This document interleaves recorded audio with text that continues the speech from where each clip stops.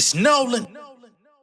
Now, before we get started, make sure y'all hitting that like button. Make sure y'all sharing it on your respective platforms. Let somebody know what we're doing today. Now, let's get into the show. Round and round. Ay, they thinking I'm triggered, you better pull it. I'm the last dragon, first nigga to bite the bullet. I'm one of the illest to pursue this. Niggas is foolish to play with me, but I'm sticking to it. You gotta check for the publishing. I might need a Pulitzer, out of Jekyll and Hyde's. Flipping these people are puzzling. They come from my perspective. The love is so humble and disagreeing. They attack you. They wish they could muzzle them. Got respect for the miles. Wrist chilly, I covered it. Took a covenant. Promised to get this cheese. No assistance from the government. Suffering in this city just enough to get by. Now I laugh at my struggle similar to Kawhi. Money and murder, we know that it's sanctioned. I only trust Benjamin Franklin. I feel like I'm Langston with a hue opposite of my sanctum. All these rap niggas, y'all stand, I lyrically spanked them. I tap of them on if I'm in. If I was single, I asked for a date with Glorilla Speedy. That's pretty Mormon of me. My tumbo finger meaning nobody scoring on me. The last second I'm pulling like Robert Horry, homie, please. Everything I spend to appease. I've been the best since Pinstripe Lees. I've been the beast since franchise snapping in them big white tees. I'm feeling blessed and I ain't even sneeze, so grip these, nigga. I'm a creator, no Tyler. Pull heat from the hip, make them shake like Tyler. That's a double entendre. The boy got a glow like a 9 to all these brands on the nigga. You would think I was sponsored. Shout, it might need a podcast. Feedback on the mic like a fucked up broadcast. These birds ran through, gotta look up the Carfax. Realist in 4K, gotta step up your format, nigga. What's going on, beautiful people? It's the kid J Nolan here. Welcome back to another episode of Inside the Industry, your number one source for music, entertainment, commentary, and breakdowns. Hope everybody's doing well out there today. Now, in this particular video, we're going to be getting into Drake and piggybacking off of the new record he just dropped called What Did I Miss? All right. Now, I think everybody at this point has probably seen the music video, or at least portions of the music video. But one of the biggest, most talked about sequences in the shot where he starts out and he's in the backyard of his new house out in Texas, and he's got all the guns, the whole line of artillery that's pointing in his direction while he pops shit about, you know, all of these guys who betrayed him, turned on him, hanging out with niggas that tried him and all of this stuff, right? And a lot of people are having mixed feelings about this. Many people feel like Drake is being completely tone deaf because this is the same man who is suing UMG over feeling threatened in a rap battle, who in his lawsuit references multiple times to alleged violence on his house, in which he claims that his home was shot and security was shot and sent to the hospital.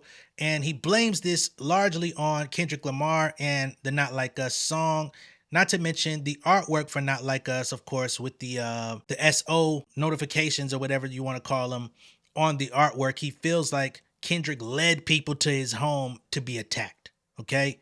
In his original lawsuit, he was talking about how people were literally, you know, clawing their way, trying to get under his fence and all of this craziness, which is even more interesting because it's as if he doesn't know that we actually saw the news when it happened. From Toronto, they literally pointed out the beef between him and The Weeknd, XO, and how The Weeknd's manager's home was shot the prior week. But for whatever reason, he's still leaning into this narrative as if it won't be brought up in court. But even further than just that, it's just the fact of the matter that he's trying to act like he is afraid for his life. In his lawsuit, he also talks about how he removed his son from school, and relocated and did all of these things for fear of his safety. But now he's in the backyard of his home with who knows how many, 30, 40 guns, all pointed in his direction while he plays dress up like he's a killer, like he's the man now.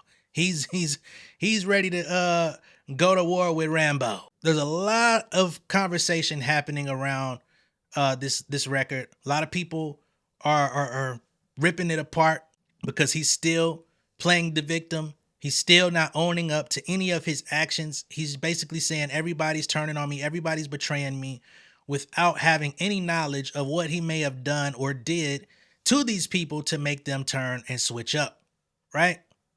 However, we're going to take it a little step further today because shout out to, I'll just say, my correspondent out in Texas. I don't know if you want to be shouted out, but shout out to you who reached out to me and basically was like, hey, there's a deeper layer with this Drake imagery in the backyard that's his ranch in Texas. But not only that, he's referencing this photo book called the Ameriguns. Okay. Now, some people may already be familiar with the Ameriguns. Maybe some of y'all have already seen an Instagram post that's basically pointing out the reference, but I haven't seen anyone on YouTube as of yet pointing this out. So we're going to address it today. Now, in order to contextualize the Ameriguns and the reference coming from Drake at this particular time, as he recently moved into a home out there in Texas, and I believe he's like in a pretty rural area. He's not actually in Houston. He's in close enough proximity to Houston to where he can easily get there and maneuver and go back and forth and hang out with the J Prince family and all that stuff. But he's not actually a Houston resident. He's out in a rural area with a lot of land, a lot of affluent people. Perhaps they have homes out there and they just buy up these big ass ranches. I believe he bought what was used as like a resort hotel type of property. You also got to understand how Texas is as a state and how attached they are to the Second Amendment. I believe Texas is a completely open carry state, if I'm not mistaken. Y'all can correct me if I'm wrong. But out there, they love their guns. Okay. Now, there's other places in America with very similar tendencies, especially in the South and Middle America, areas that you probably don't frequent, don't really be around. You know what I'm saying? But there's a lot of people that have these arsenals of artillery in their homes, and they have them around their kids, all of this stuff, and it's documented in this book called The Ameriguns. So here it is stated by Street Art Globe. They say, in his new music video titled What Did I Miss? Champagne Poppy, that's Drake's Instagram handle, references the Ameriguns photo series by Gabriele Galimberti Photo, okay?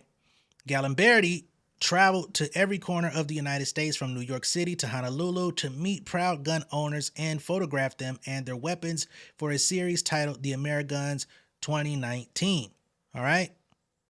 Now, as you can see here, this gentleman here, this is a black guy. This is not your prototypical hick person or anything like that. He's in his backyard at his pool. He is shooting a flamethrower. Looks like he's got family in the pool. And as you can see, he's also got his artillery laid out in a very similar fashion. As we go through these photos, you're going to see that this is a thing.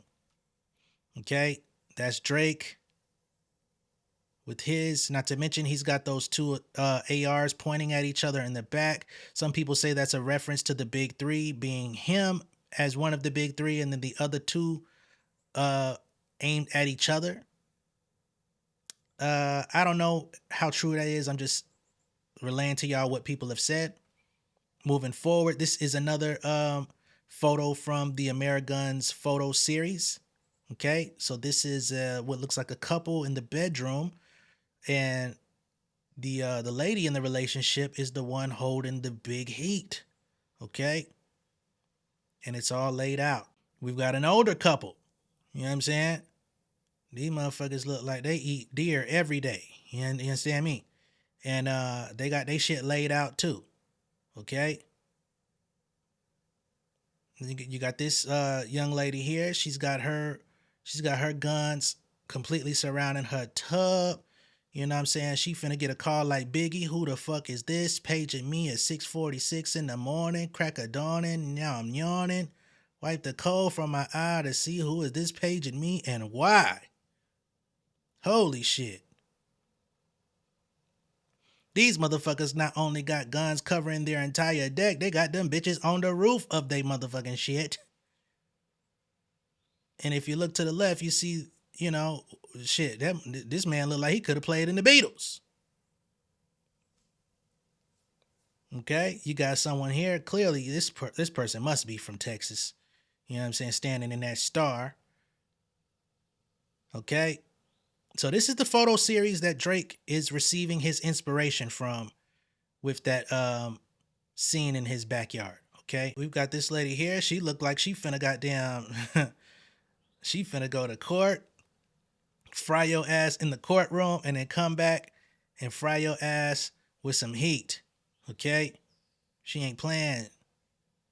And she looked like she might eat your ass with the Addams family. Okay, you got this man here. His entire, living room floor is covered. He spent more money on guns than good furniture. So this is just to give y'all context as to what it is that we were seeing. We've got this gentleman here. Look like Loki, look like Johnny Dang or somebody. I know it ain't. But he got his shit in the motherfucking music room. He got a goddamn piano. He got an upright bass. And he got that fire for your ass. Now this nigga right here, boy. This mother, he look like he ready to play in the next Transporter movie. You feel me?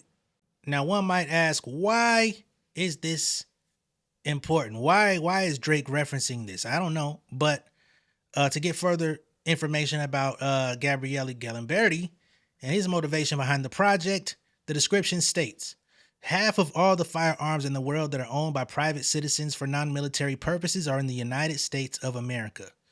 Half of the firearms in the world that are owned by private citizens for non-military purposes are in our home country here. For me, I'm sure we've got some people abroad that tune in as well, are in the United States of America.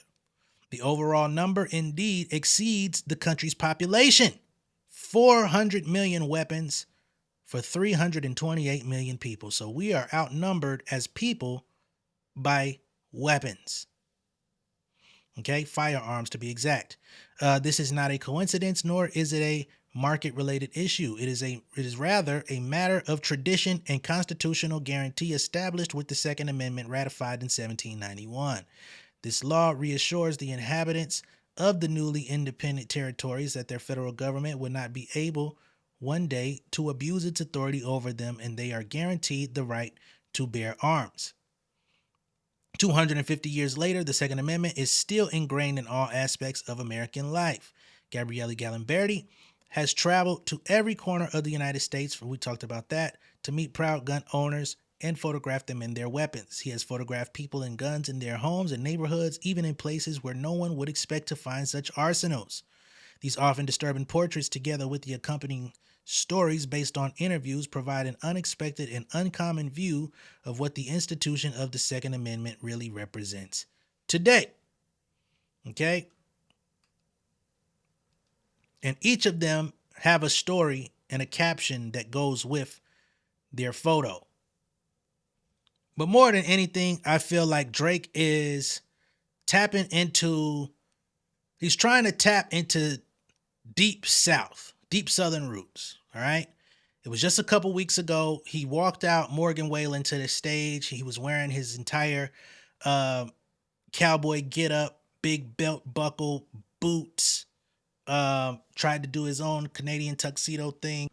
And he was heavily criticized by a lot of people for walking this person out, who is a white man from the South who has a history of using the N-word. All right. Now, Drake fans, of course, came to the rescue and said, hey, what about the other rappers that have collaborated with this guy the same way? To which people said, and we talked about they ass the same way as well. However, Drake is a much bigger artist than all of them combined. Therefore, he should understand his influence.